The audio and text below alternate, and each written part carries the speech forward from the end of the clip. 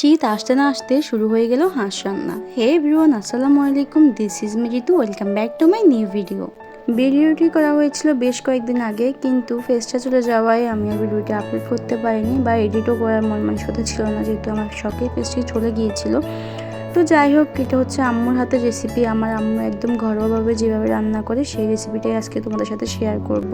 প্রথমেই আম্মু এই যে হাঁসগুলো সুন্দর করে পরিষ্কার করে ভালোভাবে ধুয়ে নিয়েছিল, তারপর হচ্ছে পরিমাণ মতো লবণ দিয়েছিল, তারপর এখানে দিচ্ছে হচ্ছে আদা রসুন বাটা পরিমাণ মতো, তারপরে দিচ্ছে হচ্ছে সর্ষে বাটা পরিমাণ মতো, তারপরে দিচ্ছে এখানে পেঁয়াজ বাটা,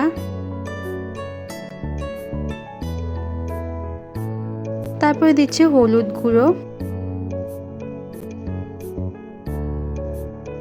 এরপরে দিচ্ছে পরিমাণ মতো শুকনো মরিচের গুঁড়ো, তারপরে দিচ্ছে হচ্ছে জিরা গুঁড়ো, ধনিয়া গুঁড়ো, তারপরে এখানে একটু সরিষার তেল দিয়ে দিচ্ছিল আম্মু। এখন হচ্ছে হাত দিয়ে ভালোভাবে কচলিয়ে কচলিয়ে আম্মু মেখে নিচ্ছে। ভালোভাবে মাখতে হবে যাতে একদম মশলাগুলো হাঁসের মধ্যে ঢুকে যায়।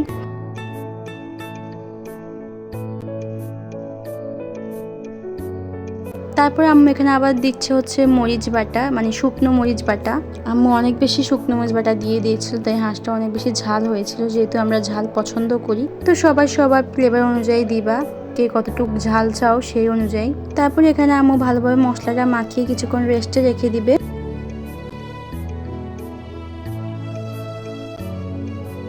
তো এই তো তারপর চলে আসলো আম্মু টমেটো কুচি এবং পেঁয়াজ কুচি দিতে। টমেটো এবং পেঁয়াজ কুচি দিয়ে আবার ভালোভাবে মেখে নিচ্ছিল। সবকিছু ভালোভাবে মাখিয়ে নেওয়ার পর চুলায় একটা পাতিল বসিয়ে দিয়ে দিচ্ছিল পরিমাণ মতো তেল। তারপরে এই তো আম্মু দিয়ে দিচ্ছিল তেলের মধ্যে গোটা মশলাগুলো, যেমন দারচিনি, এলাচ, লং।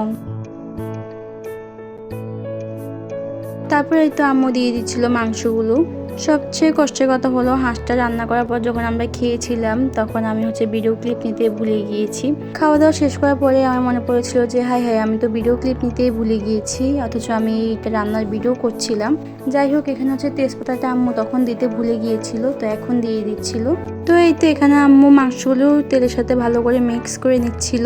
তারপর একটা ঢাকনা দিয়ে মাংসগুলো কষাতে রেখে দিবে।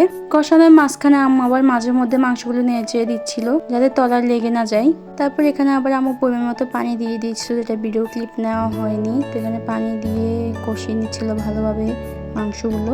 তারপর আমি আবার এখানে একটু ঢং করে নেড়ে ভিডিও করে নিচ্ছিলাম। আমি কিন্তু শুধু ভিডিওর জন্যই নাড়ছিলাম, এর মধ্যে আমি একবারও কিন্তু নাড়ি নাই, সব আম্মুই করতেছিল। তারপরে এই তো এটা হচ্ছে রান্নার শেষ পর্যায়ে। এখানে আম্মু অনেক পরিমাণ পানি দিয়েছিল, সাথে হচ্ছে কয়েকটা গোটা কাঁচামরিচ দিয়ে দিল। তো এটাই ছিল আমার ভিডিওর শেষ ক্লিপ। এরপরে আমার আর ভিডিও নেওয়াই হয়নি, কিন্তু রান্নাটা অনেক বেশি মজা হয়েছিল, যেটা পরোটার সাথে খেতে খুবই ভালো লাগতেছিল। আর মাংসগুলো অনেক বেশি মজে গিয়েছিল। আমার আম্মু বলে বলছি না, আসলে রান্নাটা অনেক বেশি মজা হয়েছিল। আর আমার মনে হয় সবার কাছে সবার মায়েদের রান্না বেস্ট হয়। তো সব মিলিয়ে খুবই ভালো ছিল। যাই হোক, আজকের ভিডিওটা এতটুকুই। আশা করি তোমাদের ভালো লাগবে লাইক কমেন্ট শেয়ার করে দিবা, অবশ্যই পাশে থাকবা। নতুন পেজে সবাই অবশ্যই অনেক বেশি সাপোর্ট করবা। আল্লাহ হাফেজ সবাইকে।